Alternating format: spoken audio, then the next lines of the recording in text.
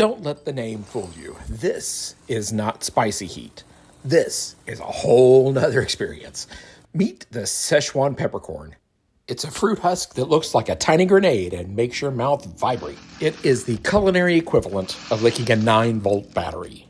I'm Chris, a medium-level cook with rare-level curiosity. This is rarely well done. Now, standard chili heat is a chemical burn.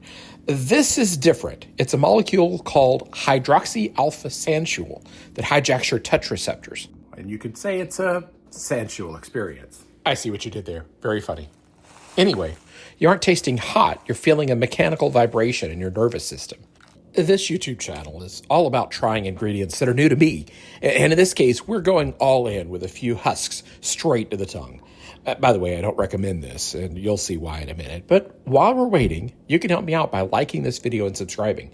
Short videos on YouTube have a contentious relationship, much like my tongue and these peppercorns right now. So to get more of this content, please hit that subscribe button below. Ooh, wild. It started out kind of floral, crunchy. I was like, are these duds? I didn't feel any of that effect I was supposed to get. Suddenly it just I started biting into them. That helped a little bit. I can't describe this tingling sensation that's going on in my mouth. And I can see how it would enhance the flavors of other things that would be involved in. It's a sensory glitch that roofies your tongue. It's the culinary version of when your foot falls asleep. Wow. But it's happening to your face. We have got to toast this. For the next experiment, we're going to toast some peppercorns in a lightly oiled cast iron pan. Make a simple fried egg like an amateur. And then when our peppercorns have roasted down a bit, we'll add them to a mortar and pestle and grind them to a powder. Then we'll plate the egg and top with our new seasoning. I'm slightly concerned that I have too many peppercorns on this fried egg, but I'm going to try it anyway. The gentle toasting removes a little bit of that bitterness and leaves a woodsy floral tingle. Gives it a little tingle going on that just makes it a little bit better. Just upgrades the protein a little bit. Pretty good. I have a little more. Speaking of toasting, we're finishing this breakfast with, well, toast.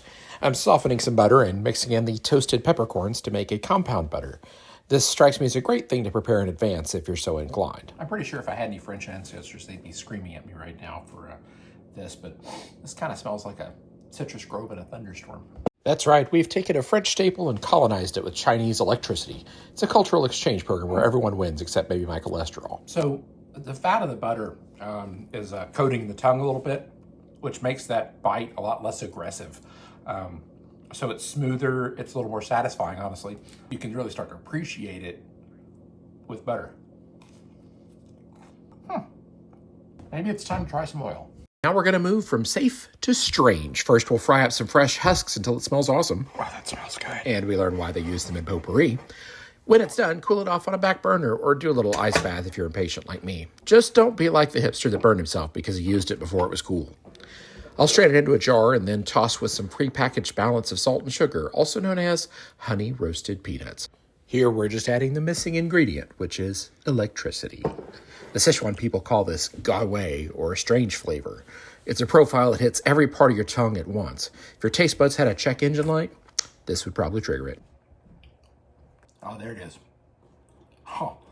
All right, so it starts out, I feel that honey at first, and there's a little bit of a floral extra to it, and then the buzzing starts, and it's like a party in my mouth, an incredibly busy party, a rave, if you will, minus the lights. Yeah, there is just so much going on here. It's insane. For the final test, we're doing a thermal bypass, cold vanilla ice cream with chocolate and toasted Szechuan peppercorns. It's like getting a cloud full of lightning. Here goes nothing. Wow.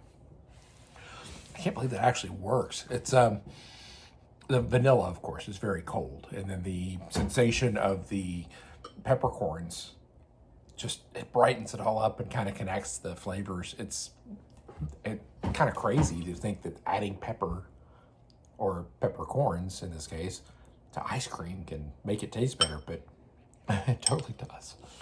So in conclusion, Szechuan peppercorns aren't just a spice. They're a mechanical adjustment to how you experience food. Fun fact, they were actually banned in the US until 2005 due to a citrus canker scare. Fortunately, we live in an enlightened time where we could get them freely now. Sometimes flat food just needs a pulse, so you can add some peppercorn. Got a rich fatty meat that's one-dimensional? Add some peppercorn. Keep it on hand, and it's an insurance policy against boring meals. It's a high-impact floral thing. And if you want to experience this sensory glitch for yourself, I've linked the bag I used in the description. If you buy through that link, that helps fund more of these experiments so I don't have to go back to a real job. That's it for my ingredient video. Like the channel name suggests, this was rarely well done, but hopefully it was easy to digest. I hope I've encouraged you to try something new. Thanks for watching.